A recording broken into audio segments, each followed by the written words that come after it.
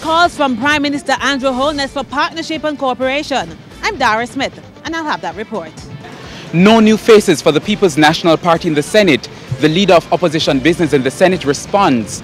I am Vashon Brown, and I'll have the details. PNP President Portia Simpson-Miller dismisses calls for her to step aside, even as she said that she has the support of many members in the party. I'm Andrew Cannon, and I'll have that report.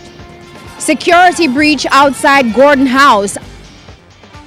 Good evening and thanks for joining us for Primetime News, and a special welcome to our viewers on onespotmedia.com. I'm Janella Precious. And I'm Doreen Samuels. Also this evening, suspected Zikvi cases in Clarendon. JLP suffer setback on day 2 of the magisterial recount in South St. James. And in the business day, Radio Jamaica's takeover of the Gleaner media assets to be completed next week. There's also sports commentary and weather in this newscast, but before the break, the feedback question.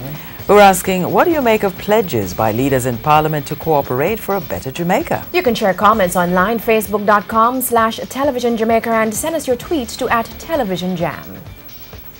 Stay with us. Primetime News returns after this break.